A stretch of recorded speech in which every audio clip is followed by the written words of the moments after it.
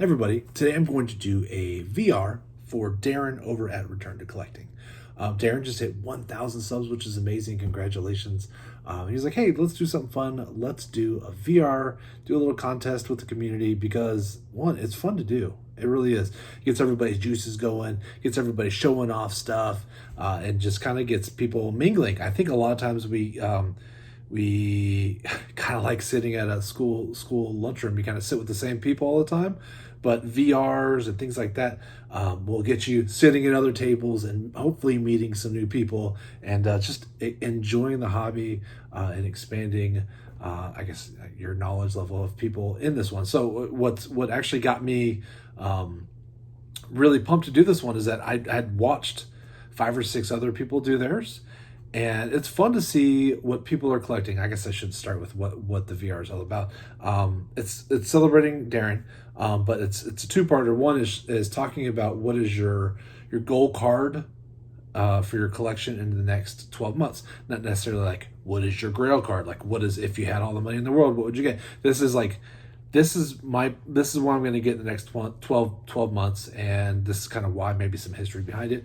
And then the part that I've really enjoyed a lot is your 3 shout outs for channels with less than 300 subs, because I feel like I try to support as many YouTubers as possible, but I do feel like often it's probably like the same little group, and I know the groups over mingle. They it's like a pie chart with these things and some of those things and lines. That happens, absolutely. And you'll see people in the comments and you'll drop extra comments on their comments, and it's a fun thing to do. It's why this YouTube community is so much fun.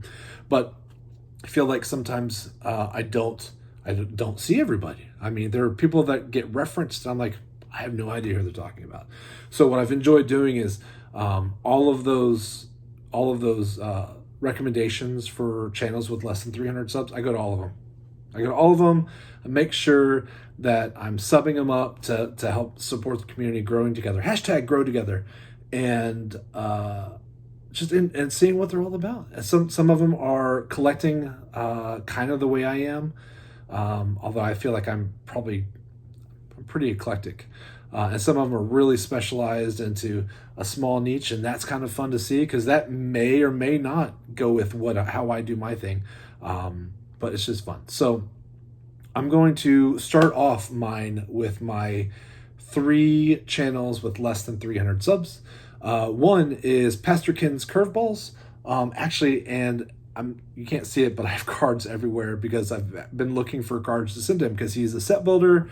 And he is part of the Mr. 95 Cents circle of trust, which is fun. That's always fun to see. Like I said, I mean, I was introduced to Ken by watching Daryl's videos. I think Mr. 95 Cents is amazing.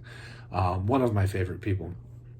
So Pastor Ken's Curveballs, it's usually him and his cat Serendipity, or Sarah, and he does a lot of pack rips. But he's a set collector, set builder, just like I am. And so I know he's working on a few sets. And so I was actually looking for cards for him. So my card room is more of a mess than usual. So much so that I'm starting to see piles of cards and wondering what those piles represent. Like, I made this pile, but what was I thinking when I made that pile? I'll have to go back and figure it out. A second one is Alan over Collecting Maddox. Speaking of more specialized, he's a big Maddox guy, but like I'm a big Don Mattingly guy. So, but just like me, it's not all Don Mattingly cards. I mean, I talk about my Donnie baseballs. I like to show off my Donnie baseballs, and that's kind of my jam. But just like Alan, he likes to show other stuff other than Greg Maddox cards, although I do like seeing his Greg Maddox cards. Greg was fantastic. And then my third one is Magnus over at Canada 383. So he has probably the greatest Japanese baseball collection I've ever seen. It's awesome. I really, really enjoy it. I know recently he's cleaned up a bunch of his old videos Or I'd say, hey, you should go back and see all the vintage Japanese cards he pulls out because they're beautiful. They really are. They're artistic the way they used to do them. I love it. It's just vintage, and then vintage Japanese. It's just not something you see all the time. Baseball obviously has a rich history in Japan, and I just really like seeing them. So worth checking out. He doesn't put out videos every week. It's just kind of when he ever gets around to it, and it's not always Japanese cards. He'll do other stuff too, and he does breaks and things like that. But the Japanese cards are my favorite. So those are my 3 shout outs for channels less than 300. I really hope you swing by and check it out. The second part, probably maybe the first part, I don't know, was talking about your collecting goal over the next 12 months. Well, clearly my collecting goal is my Don Mattingly. It's always Don Mattingly. It's my Michael Jordan rookie card quest, and we're in month 8 of me. So what I'm trying to do is to guilt-free buy a Michael Jordan rookie card, and I'm doing that through creative savings and creative earnings, and just kind of pooling my money together and saving it. And then the goal was, by the end of December of this year, is to go buy a rookie card. Now, where I'm running into issues is I started the year thinking, man, I just want an authentic one, or maybe like a good looking, like great eye appeal, like 1 or 2. My expectations were low. I just wanted to get a cool card and be able to put it up on my shelf. Well, I did pretty good with my savings and earnings the first 4 or 5 months. And then I started going, well, maybe I don't want just a 1 or a 2. Maybe I want a PSA 5 or 6 with good eye appeal. And I kept growing. And now I'm like, I want a PSA 8. There's a big jump between 8 and 9, and a massive jump between a 9 and 10. But 8, to me, feels like what an accomplishment that would be. So where I'm running into problems is my goal is really to knock it out by December. What do I do if I'm close, but I'm not there? I figure I need $6,000. Right? Just $6,000. And I don't want to put it on my credit card because that defeats the purpose of what I was trying to do. Because if I put it on my credit card, then I feel guilty because that just takes money away from the family. Guilt-free money, it's like free money, right? So it doesn't bother me as much. Not to say I'm like, oh man, I just dropped $6,000 on a card, but it'll be like, I just dropped $6,000 of free money. Good job, Justin. You hustled for that one, and I feel like more of an accomplishment. Nah, that probably doesn't make sense. Makes sense in my head. So that's my goal. So my thing is, if I'm close in December, I'll probably let it roll into January or February because I really want that 8. You gotta adjust the goal every once in a while. The other thing I wanted to do at the beginning of the year was to build a vintage set. I'm a set collector. It's fun for me to build. As opposed to just going out and buying one. I have more fun building it myself. It feels more like an accomplishment as opposed to I bought something and put it up in my closet. Building it takes effort. I don't know. Like I said, it's a sense of accomplishment. And the set I chose was the 1962 top set. Floating heads. I love them. There's so many wonderful ball players in this set.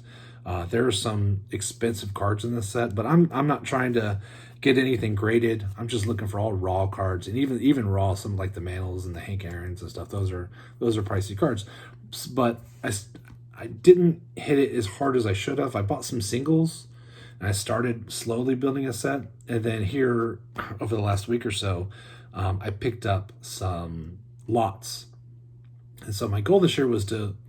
Michael Jordan was also to really get a nice collection of 62 tops to make a run at actually building this set.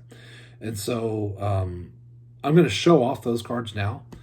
If you're interested in seeing some vintage, the whole reason why I was doing vintage is because of YouTubers. They're all like, hey, look at all my vintage cards. And I'm like, hey, look at all of my junk wax. I've been building junk wax decks. That's something I enjoy doing. I started them when I was a kid. I was like, I gotta finish these things.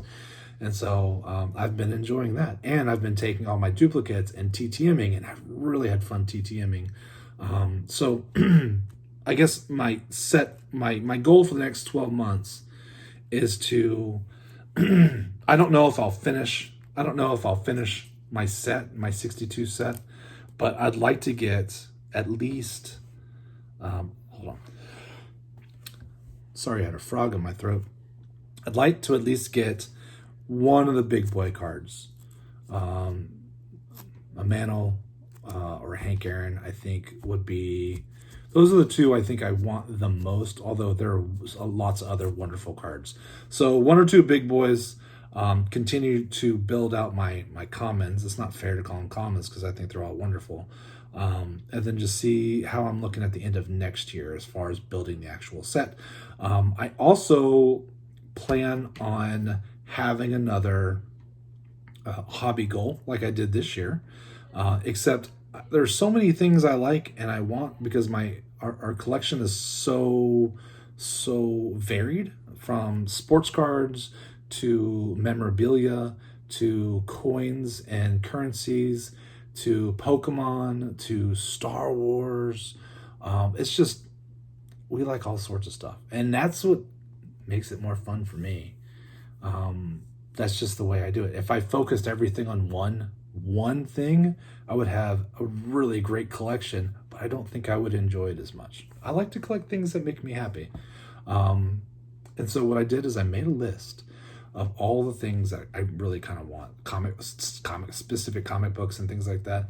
And then I also had my son make a list, and he's still working on his. But what I'm going to do is I have them all written down, and I'm going to put them in a wheel. And as soon as I get that Jordan, we're going to spin the next wheel and see if it lands on a Carrie Fisher autographed card or a Hulk 181, the first appearance of Wolverine. Debatable first cover appearance for sure. Or whatever it is. Maybe it's some coins. I really want a Republic of Texas banknote because I think they're awesome. So things like that. So once I get the Jordan, we will be able to refocus our new goal. And then every time we get something on the list, on that hobby list, again, it's all my creative stuff. It's not just throwing it on the credit card.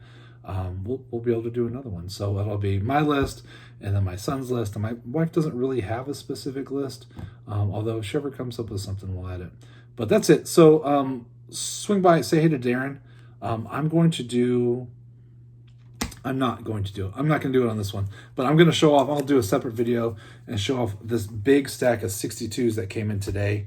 I am also going to do, I did a little synopsis of one of mine where we talked about the back, which talked a little bit about the ball players, which is fantastic because most of these guys, I don't recognize their names at all. And I think the cartoons and the little blurbs that people write about them are really interesting. So I'm hoping to do that, and there's enough in here to really make a good go out of that. Some of these cards have definitely seen better days, but the duplicates can get TTN'd, and I figured the ones that are kind of rough, like this Dick Hall, which has definitely seen some better days, can be good place fillers until I get another one. But that's it. So thank you so much for hanging out with me a little bit today. I hope you have a wonderful rest of your day and the rest of your week, and I'll talk to you later. Bye. Nerd alert!